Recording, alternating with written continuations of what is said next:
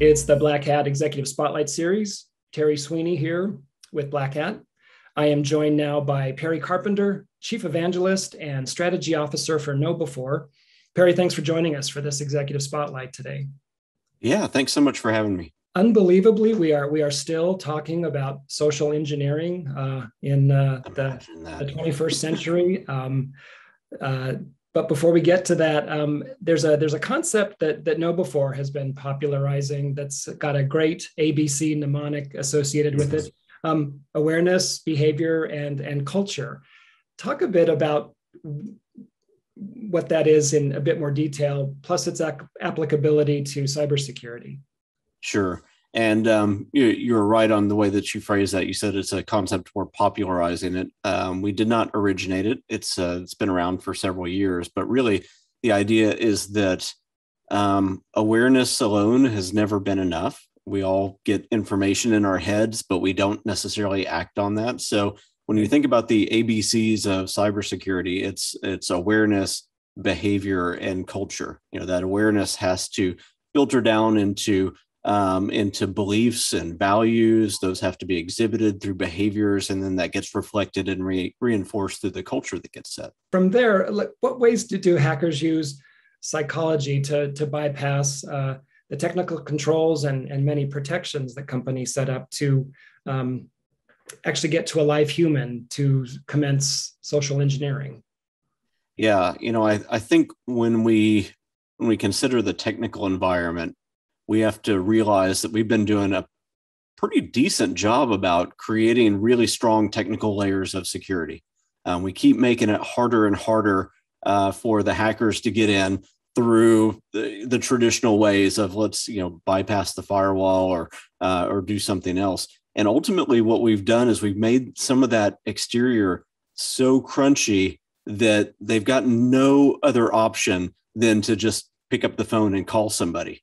And then we see where our real vulnerabilities lie, right? It's not necessarily the fact that we have or don't have all this technology. It's that we have all of this, but we've forgotten the fact that you can bypass all of that if you talk to the right person, or if you trick the right person, or if you just walk in behind somebody, either virtually or physically.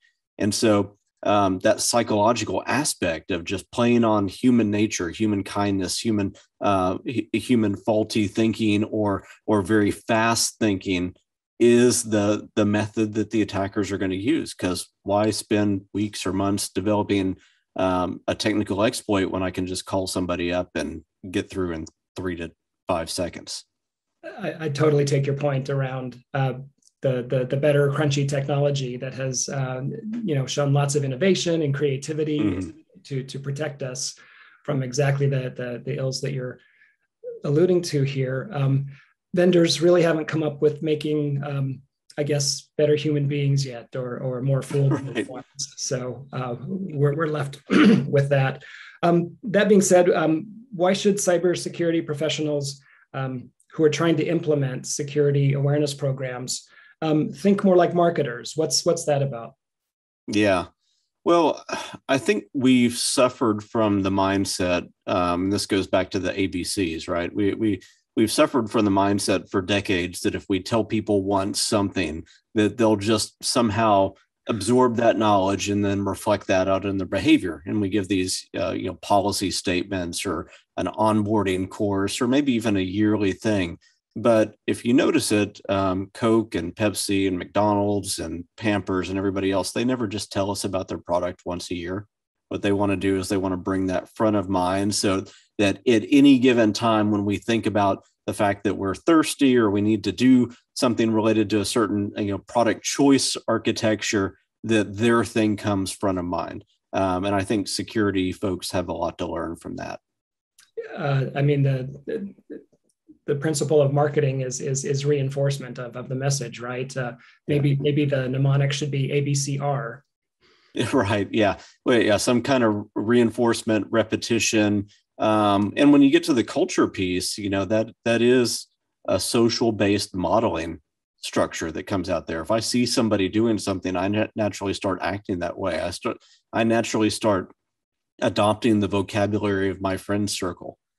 sharing the values of the culture that I'm immersed in. And so if we can build a culture that has all of those things in it, then people will naturally start to assimilate towards the cultural norms that are there. And I think we have to intentionally focus on that. If we're not, then we're missing a huge opportunity. Sure. All that being said, I mean, KnowBe4 is a leader in the training and awareness building arena, and I think it's fair to say most organizations have, in fact, gotten better over the last, say, 20 years about how social engineering can negatively impact the business. It's still sort of inexplicable why social engineering is still such an effective way to execute a cyber attack. Can you break that down for us at all? Yeah, I mean, it really comes down to the fact that actually, I think this could be a longer answer than we want, but I think there's a few things that are competing here, because when you look at the drip of data breaches over the past decade or so, there's really big names in there, and I don't want to call anybody out specifically, but there's really, really big names of really smart companies that have been trying to do the right thing for security. And I'm sure that they've done security awareness and they've had great technical controls in place, but still the thing happens, right? And it's all over the news. And what it comes down to is that technology vendors, I think, keep saying we've solved the human problem. And technology buyers like to believe that they can buy something, throw it in a rack, and then forget about it.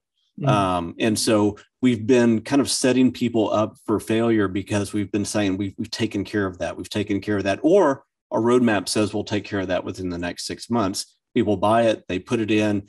And over the past couple of decades, what we've seen is that people are spending 97% or more of their technology or of their security budget on technology, and they've been virtually neglecting the human.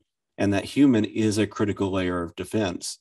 And so if I can just exploit the way that somebody's mind works, which we all have knee-jerk reactions, we all have emotional reactions, we all slip up every now and then, we get distracted and we just make the wrong decision. If I can exploit that and bypass all of these promises that have blinking lights on it, then I'm kind of home free. And they keep doing it because it works.